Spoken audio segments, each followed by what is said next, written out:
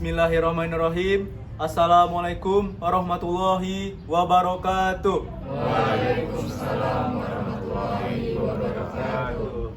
Hari ini kita akan membahas pembagian tanah warisan keluarga Pak Haji Abdullah, di mana tanah ini seluas 16 hektar ini akan dibagi secara adil sesuai syariat Islam dan hukum resam Melayu. Apakah semua pihak sudah hadir? Ya, kita semua sudah hadir. Baiklah, tanah seluas 16 hektar ini harus dibagi secara hukum faraid, di mana bagian laki-laki akan mendapatkan 2 kali bagian dari anak perempuan. Tetapi dalam adat kita diharuskan untuk bermusyawarah dahulu. Bagaimana pendapat kalian? Kami sebagai anak perempuan setuju untuk mengikuti hukum faraid, tetapi kami ingin tanah ini tetap menjadi milik keluarga dan bukan untuk dijual. Macam mana kalau tanah tuh biar kita seorang saja yang mau urus, kaum lelaki, dan budak-budak ni dapat uang saja sebagai balasannya? Pertanyaan bagus Hasan. Tapi warisan ini memanglah penting dalam adat Melayu. Kita bahas dulu pembagiannya, baru nanti kita bahas pengelolaannya. Berdasarkan hukum faraid, tanah 16 hektar ini akan dibagi menjadi 20 bagian, di mana 5 anak laki-laki masing-masing mendapatkan 2 bagian dengan total 10 bagian. Sedangkan 10 anak perempuan akan mendapatkan masing-masing 1 bagian dengan total 10 bagian.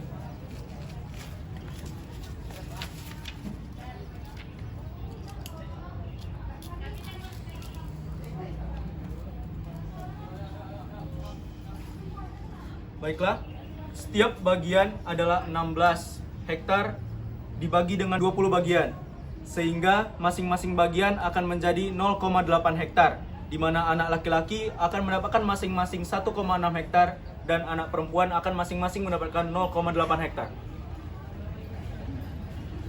Mulu, kenapa kita perlu berpecah macam ni?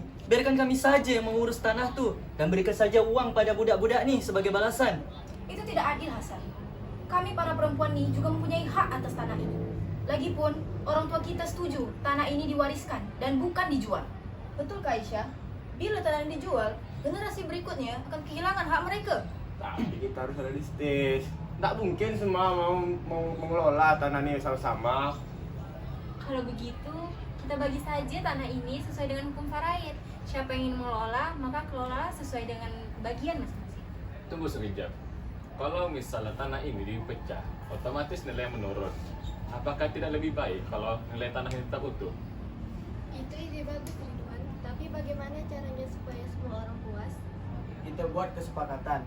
Bagi yang mau tanah tetap utuh, pengelolaan akan dilakukan bersama. Namun, nanti hasilnya akan dibagi sesuai bagian masing-masing. Tapi kalau ada yang ingin menggunakan tanah sendiri untuk usaha, bagaimana? Kita bisa tentukan batas wilayah. Yang ingin mengelola secara pribadi bisa diambil bagiannya, asal hak kami perempuan tetap dihormati. Tanah ini memang amanah, tapi bila semua menjaga keutuhan tanah, saya setuju. Saya setuju, lagi pula solusi ini adil untuk semuanya. Kalau begitu, kita harus membuat perjanjian agar semua pihak merasa aman. Wah, ide bagus tuh. Dengan begitu, tak ada lagi yang merasa merugikan masa depan nanti.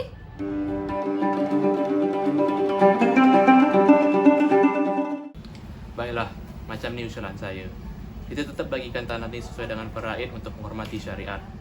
Tapi pengelolaannya ni diperolehkan untuk semuanya.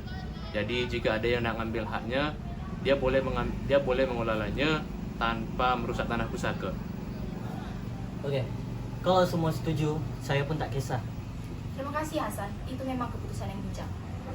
Nah, semoga tanah ini tetaplah menjadi berkah selalu ya ke kita semua. Alhamdulillah, kita telah mencapai mufakat. Tanah ini akan dibagi sesuai hukum faraid, tetapi pengelolaannya akan dilakukan bersama-sama. Jika ada yang ingin menggunakan bagiannya, maka itu akan diatur dalam kesepakatan keluarga. Apakah semua setuju? Setuju. Baiklah, musyawarah kita sehari ini sudah berakhir. Semoga tanah yang akan dibagikan membawa keberkahan bagi keluarga Pak Haji Abdullah.